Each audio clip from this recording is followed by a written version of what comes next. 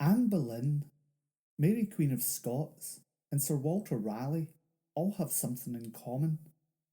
They were all beheaded.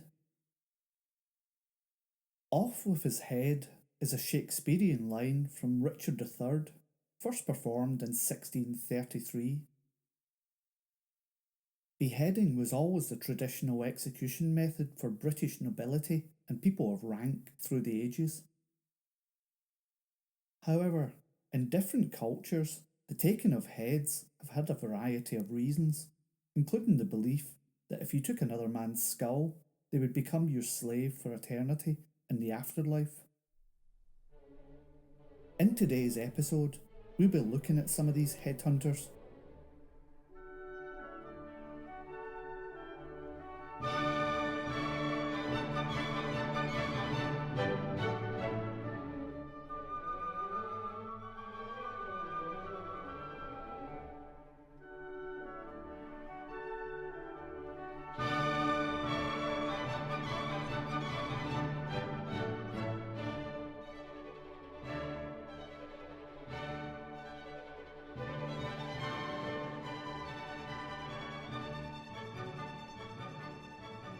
Hi, and welcome back to another episode of the Historical Crimes and Criminals podcast. I'm Steve, your host. Listener caution is advised for this episode as there are very descriptive scenes.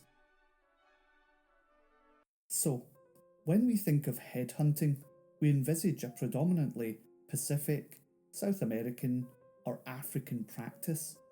But headhunting also happened in Europe, and where better to start than with my people in bonnie Scotland and the Celtic tribes around Europe. Pre-Christian Celts believed that the head housed a person's soul. The invading Romans recorded the tribes nailing heads to walls or dangling them from the necks of their horses to intimidate their enemies. This was a persuading factor for Hadrian to build his 73-mile wall from sea to sea in 122 AD to keep the Picts confined to Scotland. Incidentally, this also inspired the wall in Game of Thrones. In Europe, the practice survived until the early 20th century in the Balkan Peninsula. The Montenegrins have a history of blood feuds and headhunting. Mostly active in the 18th and 19th century, the Montenegrin headhunting practice played a minor role in raids and warfare. They indulged in large-scale raids that resulted in them taking many heads. The intention behind taking an enemy head for the Montenegrins was to prove their bravery and also to shame the enemy. They used a special knife called a handsar to carry out this savage act. There was an unspoken rule amongst them that if two tribesmen wounded the same person, the man who took the first blood could claim the head. But let's look at three peoples who practice headhunting. The Maori people in New Zealand have tattoos and a practice called moko. This is achieved by chiselling a design into the skin and rubbing ink into it. Moko was chiselled into the face to create permanent grooves in the skin. The face was then carved like wood and pigmented. These tattoos would give the Maori warrior an intimidating, fearsome appearance. Each moko contains ancestral tribal messages specific to the wearer, and tattoos can be applied on many areas of the body. Needless to say, it's an extremely painful procedure. One of the reasons why the Maori tribes practiced headhunting was due to the ritualistic respect given to the heads, and indeed, deceased family members and important tribe members would have their heads preserved and would be brought out on special occasions. Heads would be taken from the enemy to mock or to ransom to rival tribes. In New Zealand, the heads of the enemy were dried and preserved so that tattoo marks and the facial features were recognisable. This practice led to a further development of headhunting when tattooed heads became desirable curios, and the demand in Europe for Maori trophies caused these heads to become a regular article of ships' manifests. Therefore, many Maoris were murdered to supply the trade, having been commissioned for this barbaric trade. The process of preserving these tattooed heads, which were known as moko mokai, is as follows. The process would begin with the severing of the deceased person's head. This would be followed by the removal of the brains and the eyes. The orifices of the head would be filled with flax fibre and gum. Next, the head would be boiled or steamed before being smoked over an open fire. After this, the head would be dried under the sun for several days. Finally, the preserved head would be treated with shark oil. For ancestral reasons, the Maori are currently negotiating with many foreign museums and collectors for the return of their ancestors. In 2012, the French authorities returned 20 heads. In feudal Japan, the samurai also had a practice of headhunting, but for different reasons. Payment. During battles, the samurai would collect the heads of their opponents. Once taken, the heads would be returned to the base camp for registration. The enemy's head was proof of a samurai's duty done. After a battle, heads were collected from their owners and presented to their feudal lords, who were called daimyo. These leaders would enjoy a relaxing head viewing ceremony to celebrate their victories. The name of the victor, his weapon used, any other circumstances regarding the duel, and the name of the head was recorded on a piece of stiff paper and tied to the hair. Rewards for their service would include gold, silver, and the land of the defeated being granted to the samurai by their daimyo. The heads would be thoroughly washed, had their hair combed, perfumed, and teeth blackened. This was a sign of gentry. Each head was then set on a small wooden holder for display.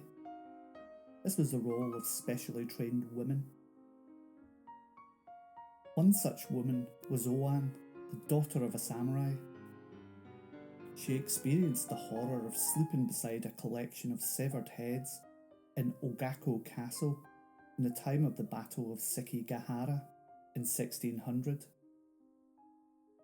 The castle was under constant attack from the superior forces of Tokugawa Ieyasu, and the description of her work with the heads is as follows. My mother and I, as well as the wives and the daughters of other retainers, were kept in the castle's keep, casting bullets. Severed heads taken by our allies were also collected in this area of the castle. We attached a tag to each head in order to identify them properly. Then we repeatedly blackened their teeth. Why did we do that? A long time ago, blackened teeth were admired as a sign of a distinguished man, so we were asked to apply a generous coat of black dye to any heads with white teeth. Even though those severed heads no longer held any terror for me, I used to sleep enveloped by the bloody odour of these old heads. Samurai were known to put incense inside their helmets, knowing that they may be killed, but honourably smelling nice for their killer. If there was no time for a full ceremony after the battle, a hasty ceremony would be arranged over leaves to soak up the blood. In one case, viewing conquered heads caused a daimyo to lose his own. After taking two of Oda Nobunaga's forts, Daimyo Imagawa Yoshimoto halted his march for a head viewing ceremony and musical performance. Unfortunately for Yoshimoto, The rest of Nobunaga's forces advanced for a surprise attack as the heads were being prepared. Nobunaga's forces crept right up and attacked after a chance thunderstorm. It was then Yoshimoto's severed head became the centerpiece for a head viewing ceremony for his enemy. The head-based reward system was open for exploitation. Some samurai would say the head of a foot soldier was actually a great hero, and no one would know the difference. Sometimes after taking a valuable head, they would abandon the battle with their money already made. Things got so bad that daimyos sometimes prohibited taking heads so that their men could focus on victory instead of getting paid. As you might appreciate, collecting heads during battles wasn't always the easiest practice, therefore cutting off the upper lip and nose together was also acceptable. After the battle had ended, they would reunite the pieces like a macabre jigsaw puzzle, and the head would be properly cut off and reclaimed. Any heads missing the lip and nose were known as onakubai, or women's heads. The record number of heads taken by a single man in a combat was Kanai Saizo. This samurai fought at the Battle of Sekigahara, and he claimed 22 heads but could only prove 17 kills. Phew, I'm glad the Japanese section's over, and I apologise to any native Japanese speakers for my pronunciation. I know I have at least one Japanese listener. Sorry, Yuriko. Lastly, the Jivaro Indians of Ecuador and Peru were headhunters and quite literally head shrinkers. This process of taking human heads and shrinking them down to about the size of an orange dates back to the ancient Incans. Jivaro warfare was motivated by revenge rather than territorial expansion. Thus, raids on enemy settlements were performed to avenge slain relatives. As a result, headhunting was undertaken to appease the spirits of slain ancestors. Jivaro warriors believed that the ritual of shrinking the head paralysed the spirit of their foe and prevented it from taking revenge, and also passed the victim's strength into the killer. These shrunken heads are called sansas. The process of making a shrunken head began by obtaining a human head in battle. A head was removed from the body by cutting the skin at the extreme base of the neck, just above the clavicles, and in a V-shape meeting at the point between the nipples. A hairband or vine was then passed through the open mouth. This allowed the warrior to carry his trophy home with ease. Once back at home, the warrior would make an incision up the back of the neck in order to peel the flesh away from the skull. The entire skull was then removed and thrown away. The eyes were then sewn shut and the mouth closed by passing small, sharp palm pegs through the lips. The skin was then put into a boiling pot and left to simmer for an hour and a half to 2 hours. It had to be watched because too short a time would result in the head not shrinking properly, while leaving the head in too long would cause the hair to fall out. When the head was removed from the pot, it would be reduced by 2/3 of its original size and would have a rubbery texture. The skin was then turned inside out, and any flesh left on the inside of the skin was scraped away. After this, the head was dried so that it would continue to shrink. Small rocks heated by a fire were used to fill the cavity of the head. When the head became too small for the stones, heated sand was used instead. In addition, heated rocks were applied to the outside of the head to maintain the features This process lasted several days, after which the peg through the lips were removed and replaced with dangling cotton cords.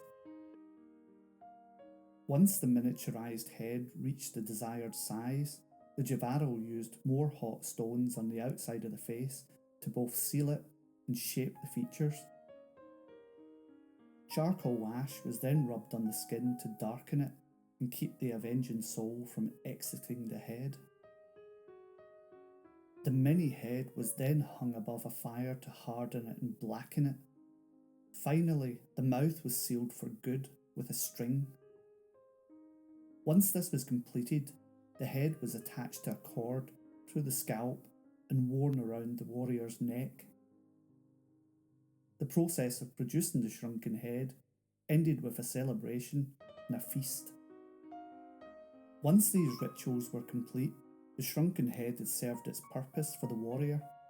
Its significance was in the process of creation and not the final product.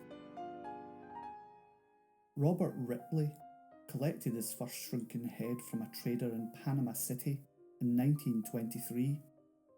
He would go on to found Ripley's Believe It or Not. The trade would flourish in the Western world, and there are suggestions that several heads were bought to order.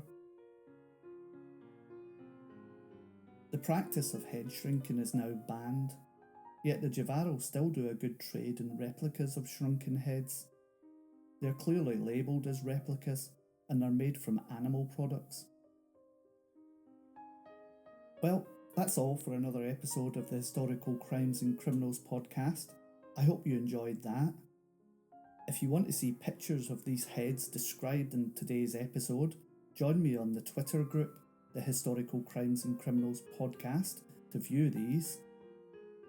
Also, subscribe to the podcast, tell your friends, and I'll see you next time. Bye bye.